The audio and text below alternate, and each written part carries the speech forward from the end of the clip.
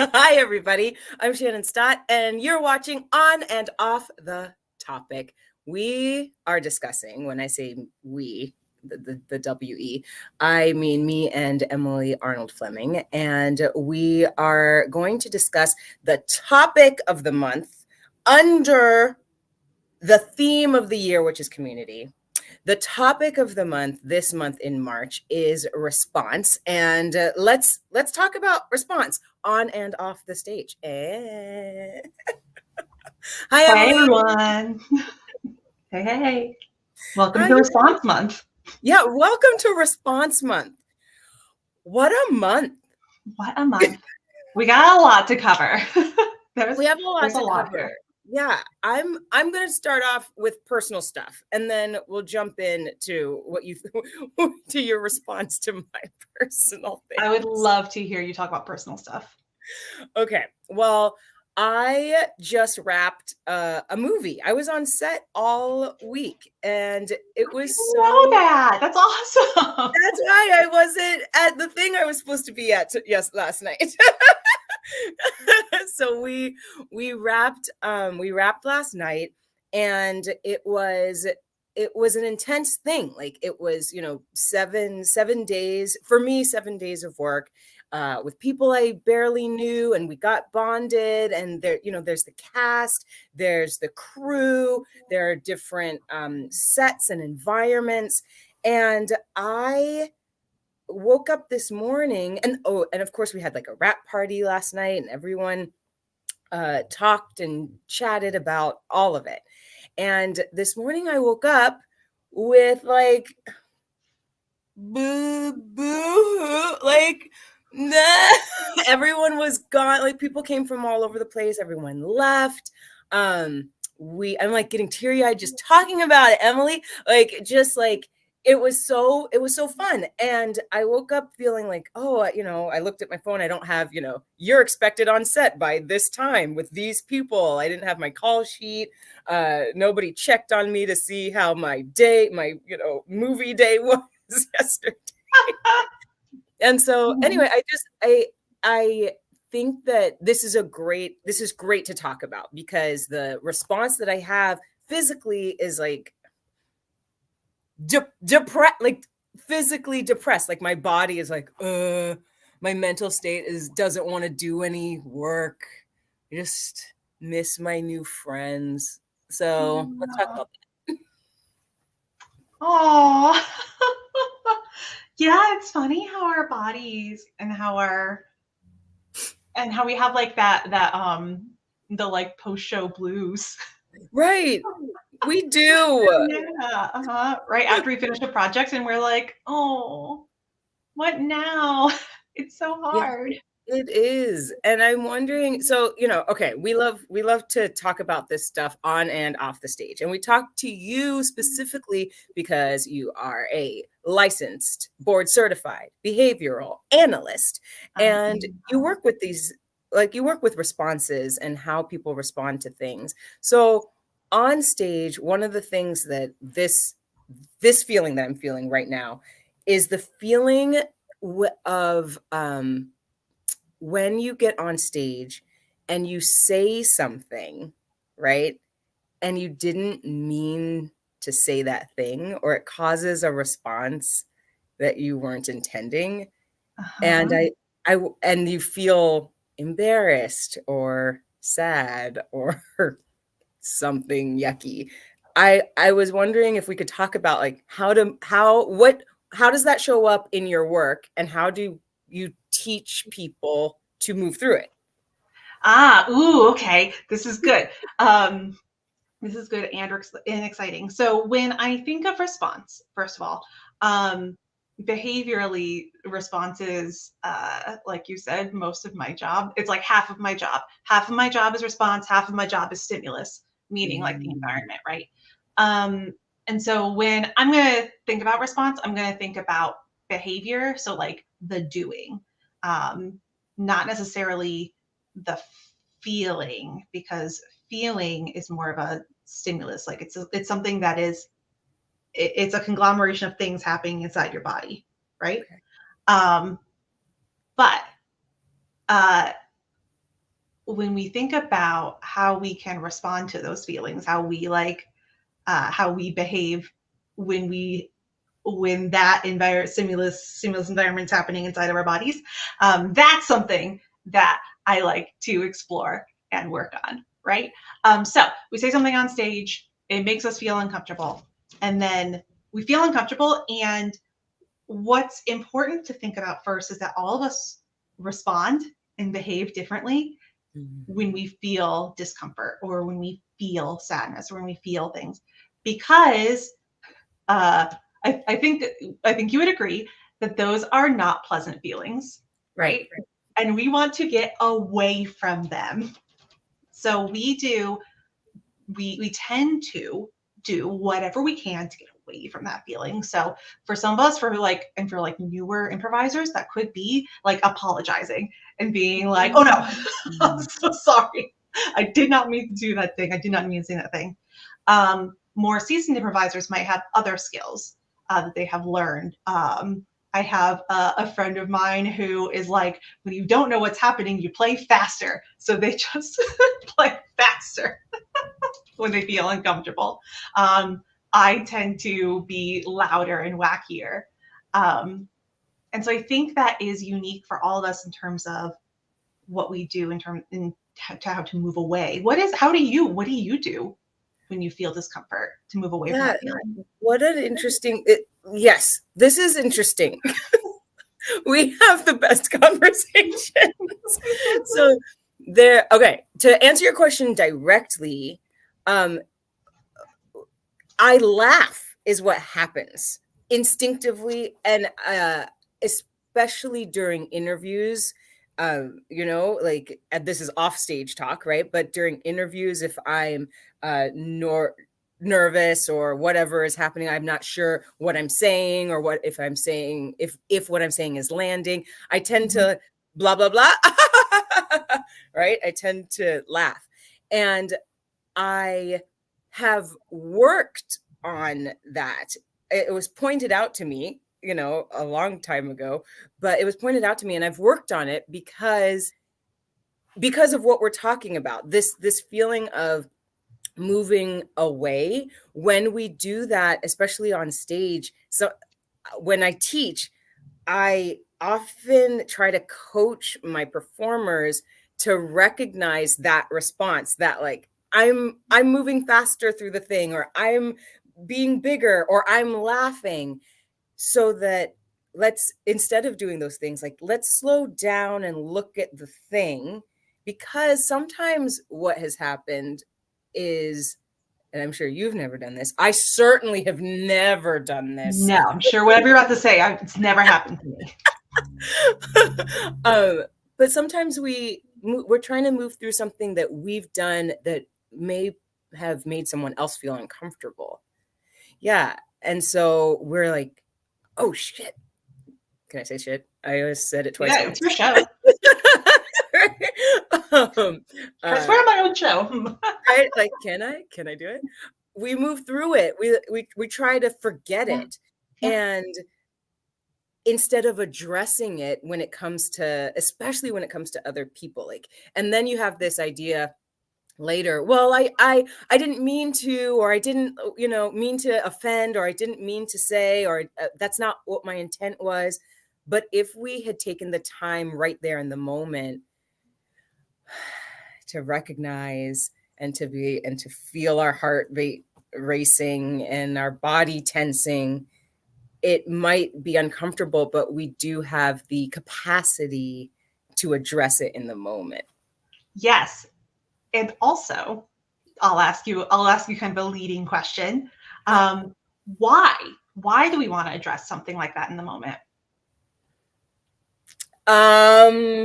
Well, for me, because it's pertinent then, right? It's pertinent then. So if we get the practice of addressing it and being vulnerable with other people, and two, by the time the moment is over, other people can be carrying it for much longer, and then it like feels like it's not it feels like it's inappropriate later to address it. And so, you know, one thing stacks on top of another and another, and then we're like, oh, maybe they forgot. Maybe it's not important anymore.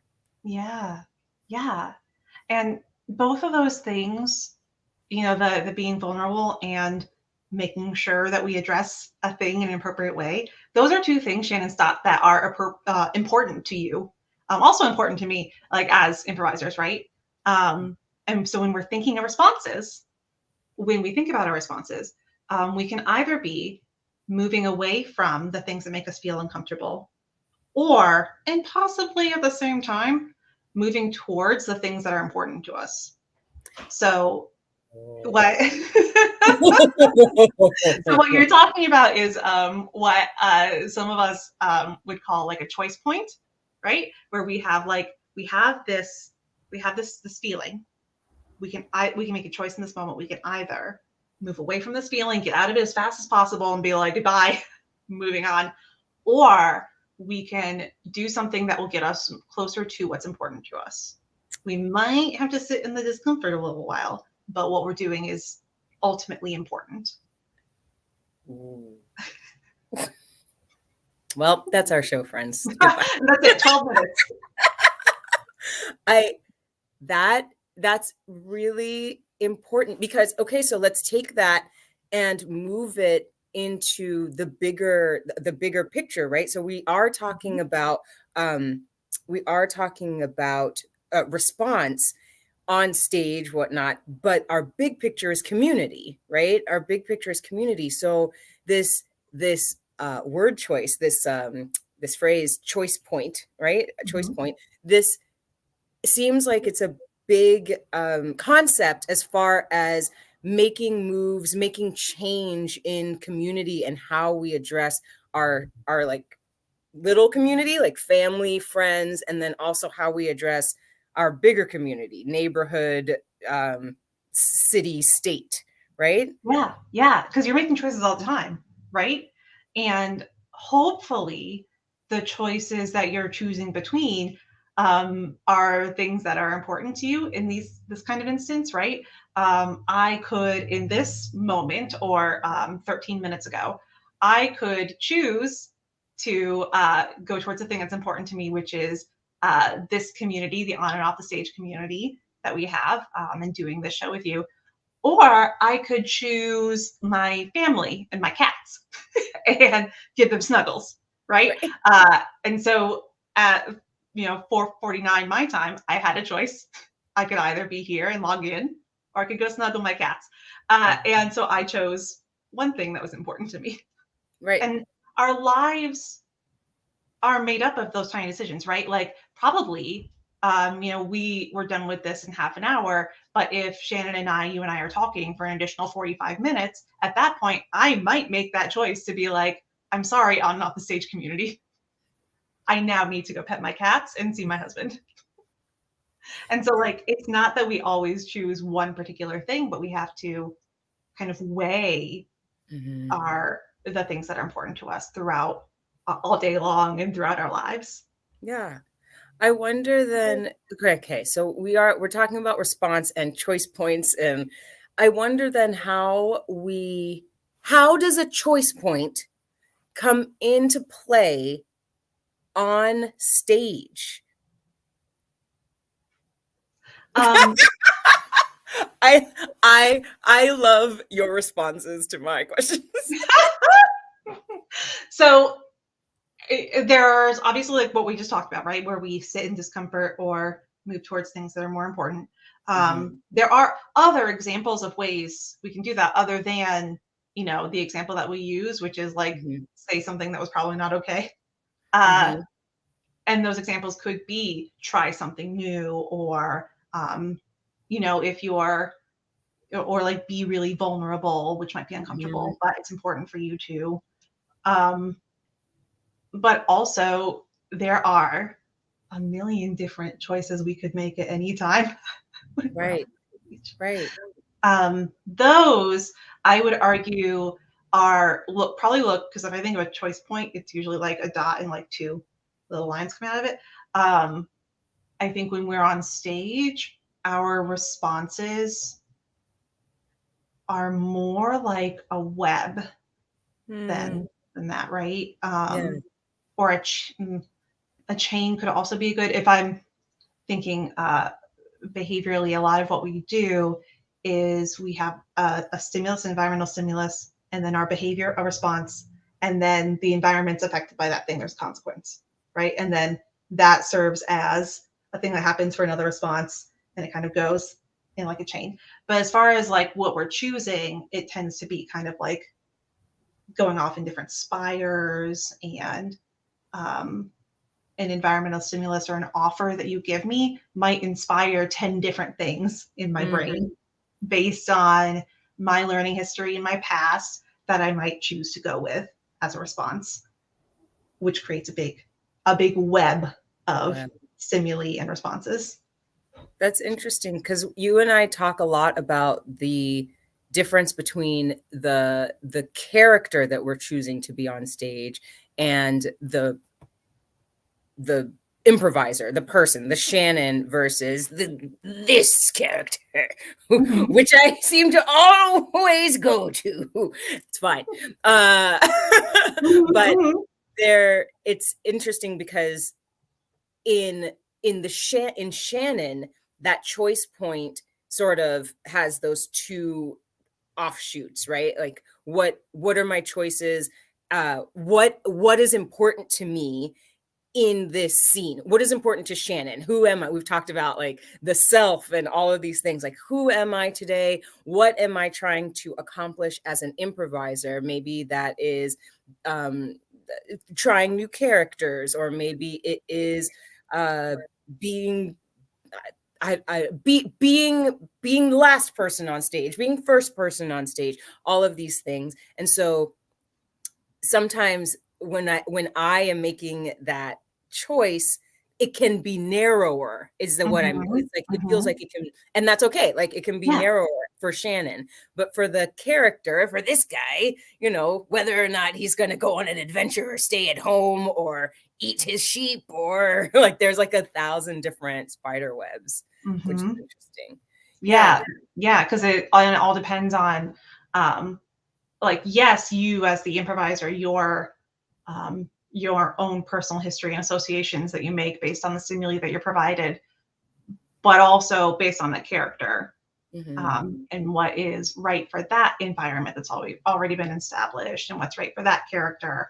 Um, if this is someone who's more curmudgeonly, you're going to make different choices than if you're playing a bubbly character. Yeah. Um, yeah, so there are so many ways that we can go, and it's funny because I don't know if you get this a lot when people say that they can't do improv. They're like, I'm just not that fast, and it's like it's not that like we're fast. It's just that because we all have go around our day making choices and making associations and doing things, and we're not conscious of it, right? Hmm. It's not that we're fast on stage, but we've taken that similar the life skill of being able to kind of move quickly through life and respond, and just put that on a stage with a character over top of it. Yeah. And so we don't even notice that we're doing that like web of responding because we do it all day long. We do. Yeah. I okay, so I'm gonna bring us like all the way back to the very beginning of this conversation and see if we can talk about this feeling of choosing a response. Like my personal feeling of like, oh, I feel depressed. I feel and I wonder, oh, I'm getting something, Emily. I'm getting somewhere. Okay. Okay. So this feeling of like I feel depressed. I don't want to be here. I don't want to do anything. I just want to sit and wallow in this like past stuff. Um okay, I'm getting there. There is the part of me that is the improviser. So when we get on stage, before we get on stage, all Mm-hmm. of the things that affect us, right? But throughout the day, throughout the week, maybe we're only getting this. It's Wednesday, and we only perform every Wednesday or whatever. All the stuff that affects us. how do we use this thing that we're talking about, response and choice points, like how do we use those things to transform how we get onto stage, like Mhm. yeah. Yeah. Well, we can, in those moments, right, when we get to the green room, I used to be told the like, leave your stuff at the door, don't Hmm. bring it with you. Um, but I don't like that because it's not possible. There's an exercise that some of my colleagues do where it's like, okay, don't think about yellow cars. Don't do it. Whatever you do, don't think about a yellow car. And do you notice how much you're thinking about your yellow car? Yeah, And so it's if we were like, don't think about your bad day, don't even like, don't let it cross your mind at all. You just leave it outside. It's gone. Your bad day is gone. You're probably still going to think about it. a lot, even Yeah. more maybe. Yeah. Uh-huh. You can't talk about it. Maybe it's eating you up inside. Um, so if we kind of bring it with us, put it in a little bag, put it in our pocket, carry it with us. We know it's there. Um, when you don't have your cell phone and you like super miss your cell phone, but like as soon as your cell phone's in your pocket, you're like, I'm cool. Your Hmm. bad day's in your pocket. You're cool. And so you can either choose to, because you have it with you, explore it and stare at it Oh. all day long, take it out of your pocket and look at it, um, or tuck it in your pocket for a second because what's important to you in this moment is going to be connecting with your teammates. Tuck it in your pocket. You know it's there. You can talk about it if you want to, but let's focus up. Let's chat for a second Mm. because that's important. And so I think there has to be kind of a conscious choice to be like, my day was bad. I'm just going to tuck it away. I can revisit it later. Hmm. What's the benefit? So let's take that off stage because there's the improviser, right? Where we can tuck this away and we can even I loved this, like we can explore it a little bit and we can even draw on it, right? We can take some of that and put it on stage. What depending on, it can turn into a character. It can turn into scene painting. It can turn into what the storyline, like you can Yeah. draw from that pocket, right? Yeah. Uh-huh. And then off stage, I'm it's about me, Emily, okay? I'm using me as the That's okay. We'll use me another day. guinea pig. But off stage, that exploring of like, man, I'm feeling depressed, or I'm feeling nostalgic. You said something earlier, like what are some things I can do that align with who I'm trying to be or align with who I am right now in the moment? Like theoretically, like I could write an email that says, thank you so much for the wonderful time that we had together, or I could reach out to a couple of the people, like these. It sounds like there is this, I love this exploring it rather than like leaving Yeah. it at the door Yeah, or squishing sleeping. it, yeah, putting it Yeah. away, yeah, because it's here, it's part of you now, right? And Hmm. that could mean exactly what you're thinking, like being like, "Oh, I'm thinking about, Janet and how much fun we had, and I wanna shoot her a text or send her, like, a dog meme or something." It could also mean, and this is also fine, being able to be like, I just wanna spend some time thinking about the fun weekend that I had, and I'm gonna take the morning off." And that's fine. That's cool, right?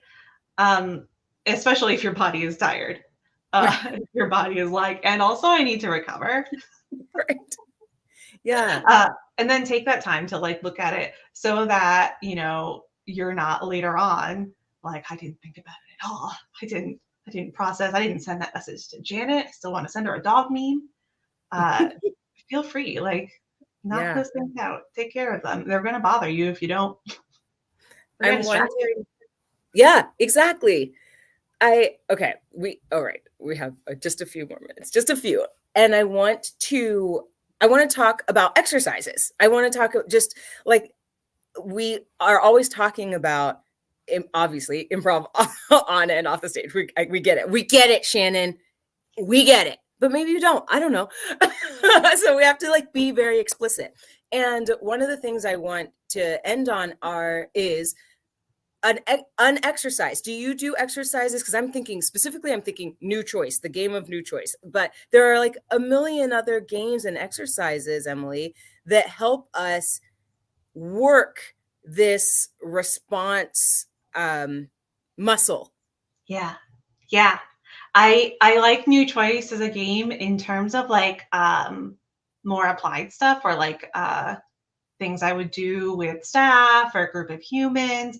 I might do like a word association,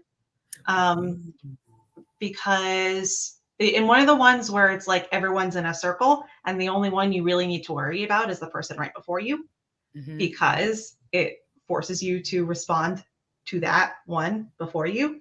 And you can practically see people making their webs, right? When you get like shoe and people in their brain, like you can see, like visualize basically their web that's like sock, Converse, kicking, balls, cleats, and then they choose one and say it with their mouth. Right.